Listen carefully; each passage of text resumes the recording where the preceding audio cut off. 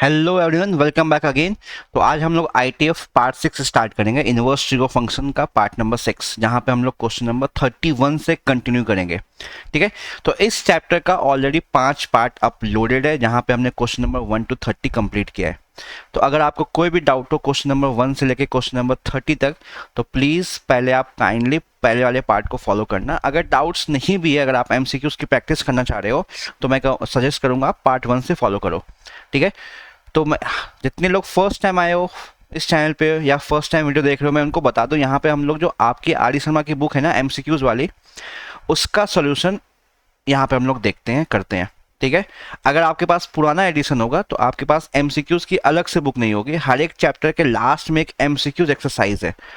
तो आप बोल सकते हो उस एक्सरसाइज की हम प्रैक्टिस करते हैं, सारे क्वेश्चन को यहाँ पे एक एक करके सारे क्वेश्चन का सोल्यूशन देखते हैं।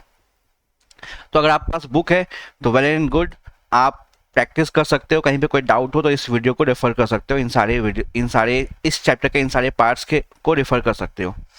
अगर आपके पास बुक नहीं है, आपको प्रैक्टिस करनी है, ठीक है, MCQs की, या इस चैप्टर को और स्ट्रॉन्ग करना है, बेसिक पे कमांड करना है, तो भी आप सारे पार्ट्स को देखो। एक बार पहले आप NCERT कर लेना, NCERT के फॉर्मुलेज, NCERT के बेसिक एक्सरसाइज जो गिवन है वो सब लगाने के बाद ही आप MCQs पे को टारगेट करना। सीधा MCQs टारगेट करोगे तो फिर बहुत दिक्कत आएंगे। ठीक है, यहाँ जो आप MCQs प्रैक्टिस करोगे वो आपका एग्जाम्पलर भी साथ ही साथ हो जाएगा, क्योंकि एग्जाम्पलर के क्वेश्चन भी इन्होंने ऐड किए हैं आर डी शर्मा वालों ने, जो इनकी जो बुक है। प्लस आपका बोर्ड का लेवल तो हो ही जाएगा, साथ ही साथ आपका बहुत सारे कॉम्पिटिटिव एग्जाम में आपको हेल्प करेगा।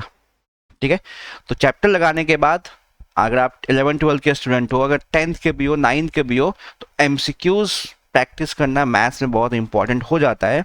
उससे आपका चैप्टर पे कमांड कितना समझ में आता है, फॉर्मूले को यूज़ कैसे करना है, कम से कम टाइम में कैसे क्वेश्चन को सॉल्व करना है, आपका कैलकुलेशन कितना स्ट्रांग है, वो सब कुछ आपको क्लियर हो जाएगा जब आप MCQs अटेम्प्ट करते हो। ओके, तो चलो बिना टाइम वेस्ट के स्टार्ट करते हैं आज का पार्ट नंबर 6। ऑलरेडी 5 पार्ट इस चैप्टर का अपलोडेड है, जहां पे हमने क्वेश्चन नंबर 1 से 30 तक कंप्लीट किया है। आज ही हम पार्ट 6 स्टार्ट कर रहे हैं, जहां पे क्वेश्चन नंबर 31 से कंटिन्यू करेंगे। ओके, चलो, तो फर्स्ट क्वेश्चन आपके सामने दिख रहा है यहाँ पे, question number 31, cos inverse x/2 plus cos inverse y/3 is equal to theta. आपको वैल्यू फाइंड करनी है 9x square minus 12xy cos theta plus 4y square. ठीक है, तो फिफ्थ पार्ट में आपने इससे जस्ट पहले वाला जो पार्ट है उसमें एक क्वेश्चन नंबर 27 किया था, मैंने यहाँ पे लगा दिया है question number 27, exactly same question है। डिफरेंस क्या है 27 और 31 में? यहाँ पे आपका 27 में 2 की जगह 3 था, यहाँ पे 3 की जगह 2 था, और यहाँ पे थीटा की जगह θ/2 था। बाकी सब कुछ सेम है। तो अगर आप कोफिशिएंट को इंटरचेंज कर रहे हो, 3 की जगह 2, 2 की जगह 3 आ गया, तो इस 9 की जगह 4 आ जाएगा और इस 4 की जगह 9 आ जाएगा। ठीक है, 27 में ये तो था, यहाँ पे 9 था और यहाँ पे 4 था, तो यहाँ पे 4 आ गया, यहाँ पे 9 आ जाएगा, उल्टा आ जाएगा आपका। ठीक है, यही होगा। तो 27 और 31 एग्जैक्टली सेम है।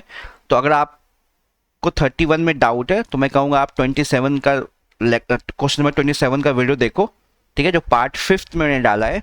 ठीक है, आपका ये क्वेश्चन हो जाएगा। बस 27 में सारा ऑप्शन आपके कॉस के टर्म में था, सारा ऑप्शन आपका कॉस के टर्म में था, यहाँ साइन के टर्म में। तो मैंने वहाँ बता दिया था आपको, अगर साइन के टर्म में निकालना हो तो कैसे निकाल सकते हैं। तो काइंडली रेफर क्वेश्चन नंबर 27, आप क्वेश्चन नंबर 27 को रेफर करो, एग्जैक्टली सेम है, सेम एज 31, सब कुछ वही काम करना है। ओके, तो आप कर लेना, अगर नहीं होता है तो आप कमेंट में पूछ लेना मुझसे।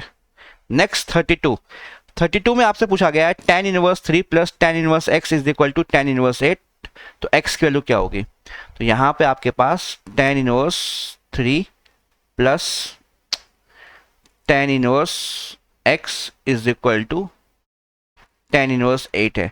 तो आप लगाओगे tan inverse x plus tan inverse y का फॉर्मूला। अब मैं फॉर्मूला लिख नहीं रहा हूँ, आपको याद हो जाना चाहिए।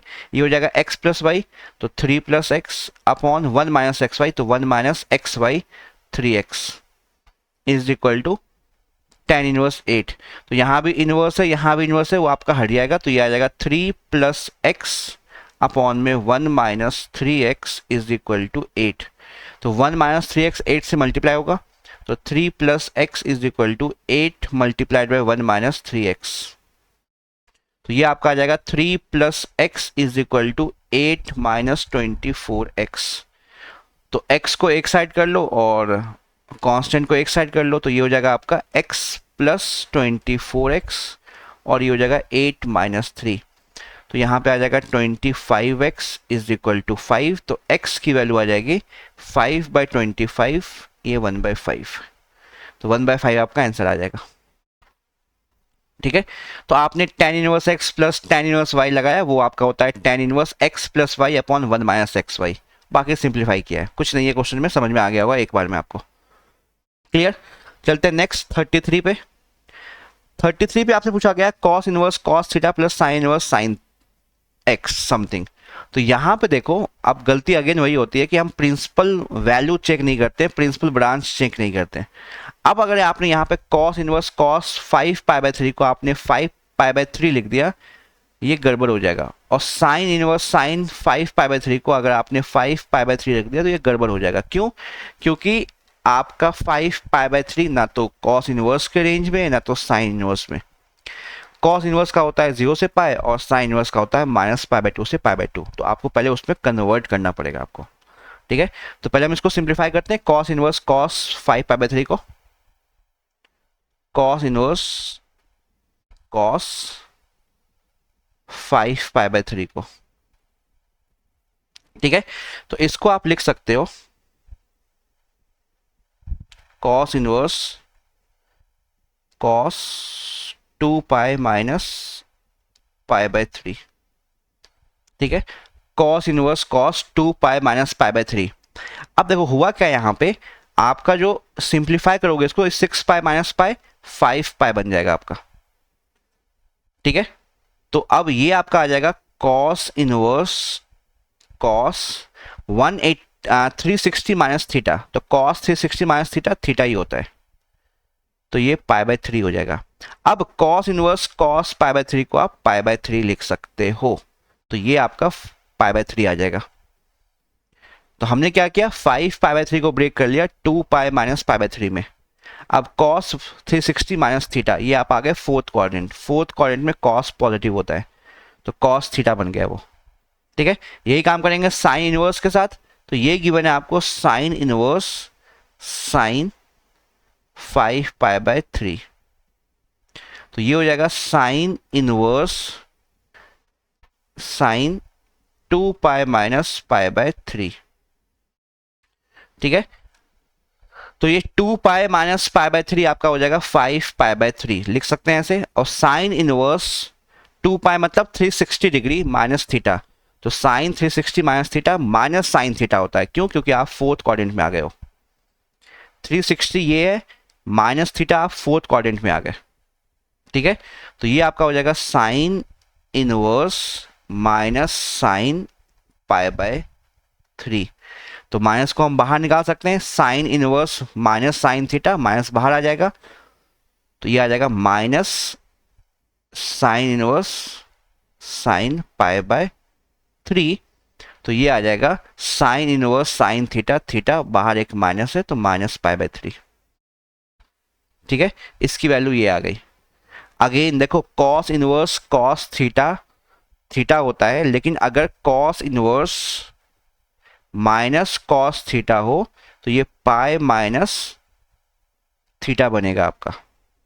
ठीक है, और साइन इनवर्स हो अगर, तो साइन इनवर्स में माइनस सीधा बाहर आ जाता है। ये सारी बेसिक जितनी प्रॉपर्टीज है ना, वो सब आपको याद होना चाहिए। अब आपको इनका सम निकालना था, तो सम निकालने के लिए यहाँ क्या आ गया, π/3 प्लस ये आ गया माइनस π/3, ये आ गया 0, कैंसिल आउट हो जाएगा आपका। यानी कि cos इनवर्स cos 5π/3 की वैल्यू आ गई π/3 एंड साइन इनवर्स साइन 5π/3 की वैल्यू आ गई माइनस π/3। इन दोनों को ऐड करना है, दोनों एग्जैक्टली सेम वैल्यूज है, ये नेगेटिव साइन के साथ है, तो आपका कैंसिल आउट हो गया 0। ओके, 34 में साइन 2 cos इनवर्स माइनस 3/5।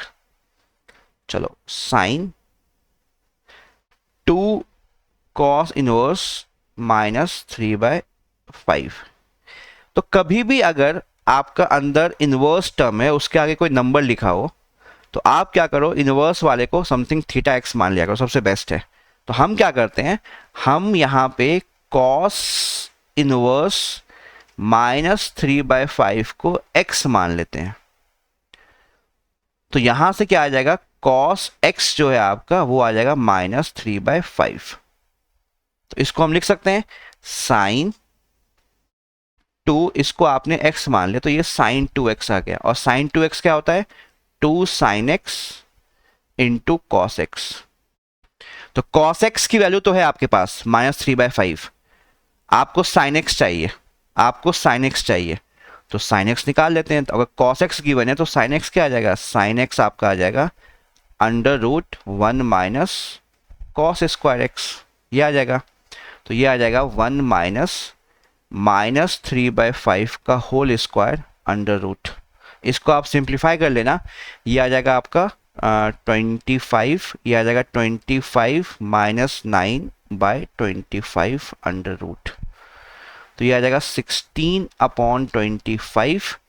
तो ये आ जाएगा आपका 4/5, यानी कि sin x आपका आ जाएगा 4/5।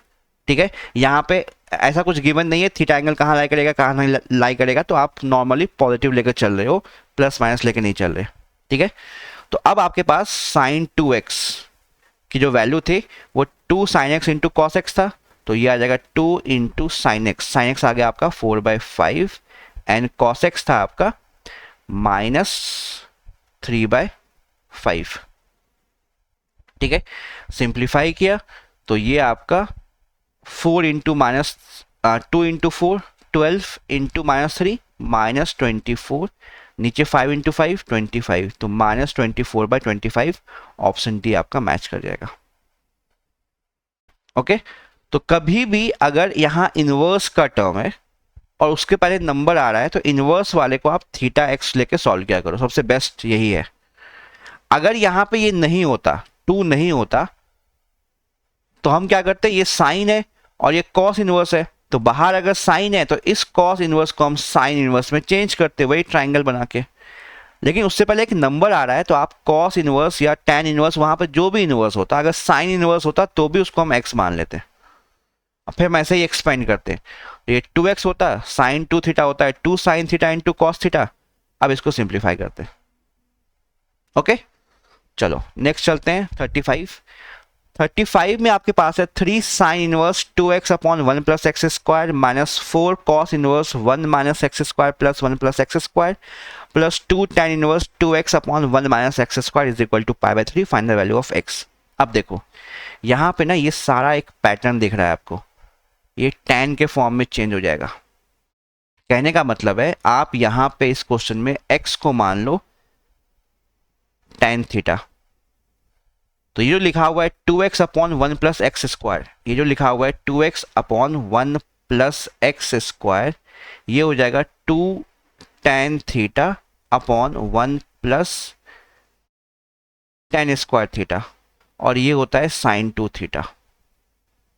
ठीक है, मैं अलग अलग सॉल्व कर रहा हूं। नेक्स्ट लिखा हुआ है ये आपका 1 minus x square, 1 minus x square upon 1 plus x square, तो ये हो जाएगा आपका 1 minus tan square theta upon 1 plus tan square theta, तो ये आपका हो जाएगा cos 2 थीटा के इक्वल। एंड थर्ड टर्म में ये आपका 2x upon 1 minus x square, आपने x को मान लिया है tan थीटा, तो ये फॉर्म आपको दिखना चाहिए और ये सारे फॉर्मूलेज आपको याद होने चाहिए। तो ये हो जाएगा 2 tan थीटा अपॉन में 1 माइनस tan स्क्वायर थीटा, और ये होता है tan 2 थीटा। पुट करते हैं वैल्यू, तो ये लिखा हुआ है 3 साइन इनवर्स, और ये जो ब्रैकेट था 2x upon 1 plus x square, ये आ गया sine 2 theta minus 4 cos inverse 1 minus x square upon 1 plus x square, क्या आ गया cos 2 theta, plus 2 tan inverse 2x upon 1 minus x square, क्या आ गया, ये आ गया tan 2 थीटा। अब साइन इनवर्स साइन 2 थीटा, ये हो जाएगा 2 थीटा के equal, minus 4 cos inverse cos 2 theta, ये भी आ जाएगा 2 theta, plus 2 into tan inverse tan 2 theta, ये भी आ जाएगा 2 थीटा, और ये जो वैल्यू थी ना ये पाई बाय 3 के इक्वल थी, इक्वल टू पाई बाय 3। तो ये आपका आ गया 6, ये 29 थीटा है, तो ये आ गया 6 theta minus 4 theta plus 4 theta, sorry plus 8 theta. तो tan equal to pi by 3, तो tan 6 theta plus 4 theta tan theta minus 8 theta, तो ये आ गया 2 theta is equal to pi by 3। तो यहां से थीटा आपका आ गया 2, जब यहां लेके आओगे पाई बाय 6, और थीटा क्या था आपका, थीटा था आपका tan इनवर्स x, थीटा की वैल्यू tan इनवर्स x थी, तो आपको तो x निकालना है, तो इसको आप लिख सकते हो tan inverse x is equal to theta. तो यहाँ पुट कर देंगे tan inverse x is equal to pi by 6, तो tan इनवर्स को यहाँ ले आओ तो ये आ जाएगा x is equal to tan pi by 6। तो x की वैल्यू आ जाएगी tan पाई बाय 6 मतलब tan 30 मतलब 1/√3, तो 1/√3 ये x की वैल्यू आ गई, ऑप्शन ए। तो अगेन ये आपको दिखा 2x upon 1 plus x square tan का फॉर्म है, ठीक है, यानी कि यहां से sin 2 थीटा आ जाएगा, 1 minus x square upon 1 plus x square, यहां से cos 2 के फॉर्म में चेंज हो जाएगा, और ये लास्ट वाला आपका tan 2 के फॉर्म में चेंज हो जाएगा। तो ये फॉर्मूलेज आपको याद होने चाहिए, तभी वो इस दिमाग में स्ट्राइक करेगा, नहीं तो आप नहीं कर पाओगे। क्लियर है? चलो, तो आपका आज वाला पार्ट भी यहीं पे हम कंप्लीट करते हैं, पार्ट 6 था ये, तो ये कंप्लीट होता है जहां पे हमने क्वेश्चन नंबर 31 से 35 कंप्लीट किया है, ठीक है, 35 तक आपका कंप्लीट हो गया आज ना, 35 एक मिनट, हाँ। तो नेक्स्ट पार्ट में आगे से कंटिन्यू करेंगे क्वेश्चन नंबर 36 से, ठीक है। अगेन आप जब भी आप एमसीक्यूज लगा रहे हो, चाहे वो आर डी शर्मा से लगाओ, किसी भी साइट बुक से लगाओ, पहले आप एनसीईआरटी प्लीज कर लेना, क्योंकि एनसीईआरटी नहीं करोगे तो आपको बेसिक फॉर्मुलेज नहीं पता होंगे, बेसिक प्रॉपर्टीज नहीं पता होंगे, बेसिक क्वेश्चन करते कैसे हैं वो पता नहीं होगा। तो आप एमसीक्यूज करने बैठोगे तो आप हर एक क्वेश्चन में फंसोगे, हर एक क्वेश्चन में फंसोगे। तो पहले आप एनसीईआरटी लगाओ, उसके बाद आप एमसीक्यूज ट्राई करो, ओके। तो अगर अभी भी कोई डाउट रहता है, आपको कुछ समझ में नहीं आता है, वीडियो को दोबारा देखो, फिर भी समझ में नहीं आता है तो आप कमेंट सेक्शन में पूछो, नेक्स्ट वीडियो में नेक्स्ट पार्ट में मैं ट्राई करूंगा आपके डाउट्स क्लियर करने का, ओके। तो वीडियो पसंद आ रहा हो, वीडियो यूजफुल लग रहा है आपको, वीडियो से आपको सीख रहे हो, तो प्लीज़ वीडियो को लाइक और शेयर करना एंड चैनल को सब्सक्राइब करना। हम जल्दी मिलेंगे अपने नेक्स्ट पार्ट में, यानी कि पार्ट 7 में, जहां पे हम क्वेश्चन नंबर 36 से कंटिन्यू करेंगे, ओके। तब तक के लिए goodbye and take care.